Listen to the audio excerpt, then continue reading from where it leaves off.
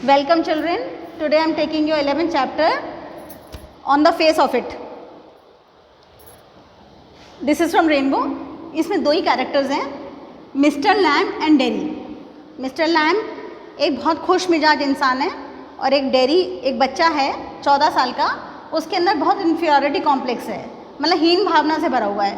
कारण क्या है हीन भावना का? उसका फेस जल गया था एसिड से, तो तब से उसके अंदर हीन भावना भर गई कि सब बच्चे मुझे देखकर डरते हैं, सब लोग मुझसे नफरत करते हैं, इवन मेरी माँ भी मुझे इसलिए प्यार करती है क्योंकि मेरे पर दया करके प्यार करती है, ऐसा उसके मन में फीलिंग थी। मिस्टर लैम्ब जो अंकल हैं वो भी, उनका भी पैर वॉर में उड़ गया था, एक पैर उनका टिन का था, लेकिन वो बड़े सोशल सामाजिक प्राणी थे। वो ओल्ड पर्सन थे लेकिन फिर भी उनका हमेशा खुश रहते थे, खुश मिजाज रहते थे। और अपने घर में भी ना, एक पैर टिन का था तो घर में ही रहते थे, घर में भी अपना गेट खुला रखते थे गार्डन का, जो भी बच्चे आएँ करें सबको फ्रूट्स बांटते थे। उनके घर में बहुत सारे फ्रूट्स के ट्रीज़ थे, एप्पल पियर सब बच्चों को बांटते थे और हमेशा जीवन बहुत पॉजिटिव उससे जीते थे।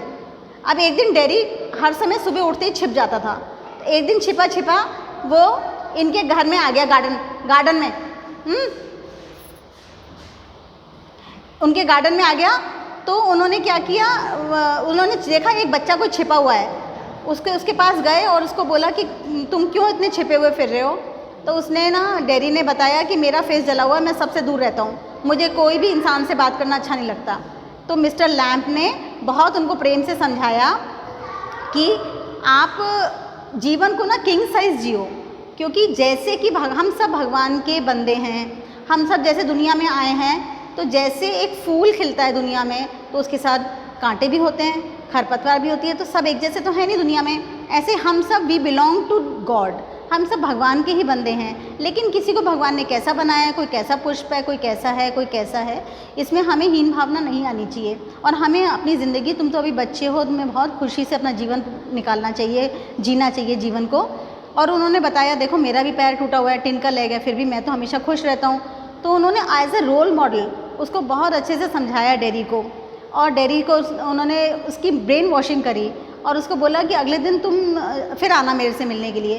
तो डेरी उस दिन तो काफ़ी देर बाद उनके साथ हिल मिल गया और उनकी बात सुनने भी लगा और उनको प्रॉमिस करके गया मैं अगले दिन फिर आऊँगा आपके पास। उसका थोड़ा ब्रेन वॉश हुआ। अगले दिन जब डेरी आया तो उसने देखा कि अंदर गार्डन में गया तो देखा कि मिस्टर लैम्ब मरे हुए पड़े हैं, मर गए वो। तो उन्होंने देखा, उसने डेरी उनके पास गया तो उसने देखा सीढ़ी रखी हुई थी, वो मिस्टर लैम्ब सीढ़ी लगा करके एप्पल्स तोड़ रहे थे बच्चों के लिए। तो उस टाइम सीढ़ी गिर गई और वो वहीं पर ही उनका प्राण निकल गए। अब डेरी को उस बात से बहुत दुख तो हुआ, वो बहुत रोया, लेकिन उसको जीवन जीने की शिक्षा मिल चुकी थी, जीवन जीने की कला उसको समझ में आ गई कि ऐसे डर डर के जीवन नहीं जिया जाएगा। मिस्टर लैम्ब ने जाते जाते भी, दुनिया से विदा होते हुए भी, उन्होंने इसको, डेरी को एक बच्चे का जीवन सुधार करके और उनको बहुत अच्छी शिक्षा दे करके ही वो उन्होंने अपना सेवा का काम करके गए दुनिया से। तो ये स्टोरी है कि हमें कोई हीन भावना से जीवन नहीं जीना है, हम जैसे भी हैं भगवान के हैं, ईश्वर के हैं, गॉड के हैं। हमें अपनी तरफ से जीवन में दुनिया में आए हैं, हमें कंट्रीब्यूट करने के लिए आए हैं, यहाँ कुछ देने के लिए आए हैं। हर जना उपयोगी है, भगवान ने किसी न सबको किसी कारण से भेजा है, हमें वो काम करना है दुनिया में आकर के। किसी को भी हीन भावना नहीं रखनी चाहिए, सब एक जैसे हैं ईश्वर की नज़र में। तो ऐसे ही जैसे मिस्टर लैम्ब हमेशा खुश मिजाज रहते थे, ऐसे ही उन्होंने शिक्षा डेरी को दी, डेरी भी उस चीज़ से निकल करके एक अच्छा इंसान बना। ये स्टोरी है, स्टोरी का नाम है on the face of it. Dairy a 14-year-old boy had a burn face. Dairy 14 साल का बच्चा है, बर्न फेस, उसका एसिड से जल गया था। क्या से जला था फेस? एसिड से। He was suffering from inferiority complex, वो हीन भावना से ग्रसित था। He was living with his mother, वो अपनी माँ के साथ रहता था। He was shy to meet people, वो लोगों से मिलना बिल्कुल पसंद नहीं करता था।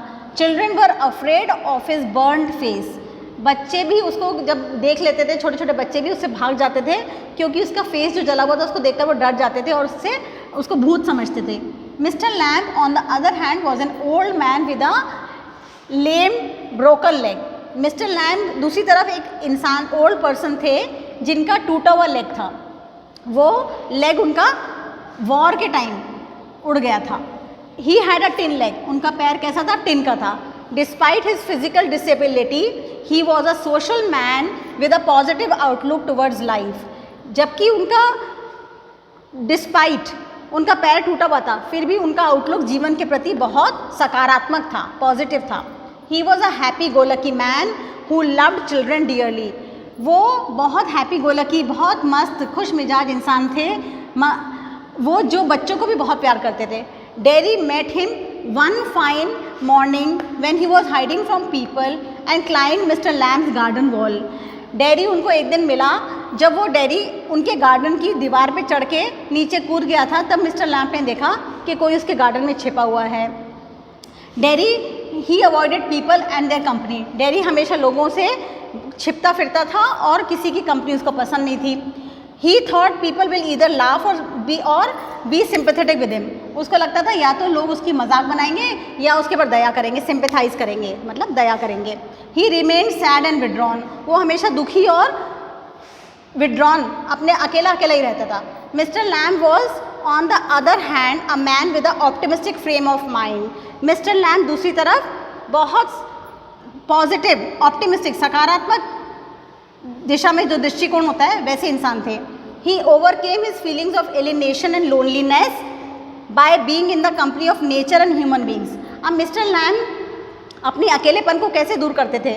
वो ज़्यादातर प्रकृति के साथ रहते थे, ट्रीज, एप्पल्स, फ्रूट्स वगैरह के सब पौधों वृक्षों के साथ, या फिर वो ह्यूमन बींग्स के साथ, छोटे छोटे बच्चों के साथ, जो भी उनके घर में आता था सब वेलकम होते थे, उनका गेट हमेशा खुला रहता था। He was a kind hearted man. वो बहुत दयावान थे। Even though children made fun of him, still he loved them unconditionally. जबकि वो बच्चे जो उसके गार्डन में खेलने आते थे मिस्टर लैम्प के, वो भी उनका मजाक बनाते थे, तभी भी वो उनको बिना उसके कुछ मिलने के, उनको प्यार नहीं मिलता था, तभी भी वो बच्चों से ऐसा प्यार करते थे जिसमें कि उनको कोई कारण नहीं हो जिस प्यार करने का। He always kept his gate open. उनका गेट हमेशा खुला रहता था। And gave apples, pears, toffees made with honey to them. वो बच्चों को एप्पल, पियर और टॉफ़ीज़ वगैरह शहद से बनी हुई खुद ही बनाते थे टॉफ़ीज़, वो बच्चों को बांटते थे। Mister lamp made dairy come out of his pessimistic frame of mind. Mister Lamb ने पूरा भरसक प्रयास किया कि डेरी अपने नेगेटिव माइंड फ्रेम से निकल करके पॉजिटिव बन जाए। He told dairy that life should go on. उन्होंने डेरी को समझाया कि ज़िंदगी रुकती नहीं है, चलती रहती है, तो हमें ज़िंदगी को जैसे आए वैसे जीना चाहिए, बहते जाना चाहिए। We should flow with the water. We are all part of this world. Mr Lamb ने समझाया कि हम सब इसका एक संसार का हिस्सा हैं। Nobody is bad or good. कोई भी अच्छा या बुरा नहीं है। It is just like a weed grows along with the flower, similarly we are also part and parcel of nature in its oneness. उन्होंने बोला जैसे एक फूल के साथ कांटे भी होते हैं, खरपतवार पौधों के साथ, वृक्षों के साथ कुछ बोते हैं तो उनके साथ बीज के साथ खरपतवार भी उगती है, वैसे ही हम सब हैं दुनिया में। हम सब एक ही ईश्वर की ही संतान हैं। चाहे हम कैसे, कोई फूल है तो कोई कांटा है, लेकिन सबको, जैसे कि हम शिव जी को सब प्रिय हैं, ऐसे ही हम सबको भगवान के संतान समझ करके हमें अपना जीवन जीना चाहिए। जैसा भगवान ने हमें कर्तव्य दिया हमें करते रहना चाहिए। He became a role model for Derry. वो डेरी के लिए एक आदर्श इंसान बन करके प्रस्तुत हुए। Who even did not like his mother. उन्होंने उस डेरी को चेंज करा जो अपनी मदर तक से नफरत करता था कि माँ मुझे प्यार करती है मेरे को, तो अगर मेरे को किस भी करती है मेरे फोरहेड पे तो भी वो मुझे दया करती है, मेरी माँ भी। ऐसा उसका माइंड था। तो he like his mother, he did not like his mother kissing him on the forehead. Next day he asked Derry to come again. Mister Lamb ने बोला कल तुम फिर आना, हम फिर बैठ कर के बातें करेंगे और हमें एक खुश मिजाज ज़िंदगी जीनी है। But he was found dead as he had fallen down while plucking crab apples from his garden. लेकिन जब डेरी वहाँ पहुँचा तो उसने देखा वो डेड वहाँ पर थे, पड़े हुए थे। कौन? मिस्टर लैम्प, जो उनके सीढ़ी से गिर गए जब वो क्रैब एप्पल्स को तोड़ रहे थे। प्लकिंग मतलब तोड़ रहे थे from his garden. Derry cried bitterly. Derry बहुत रोया।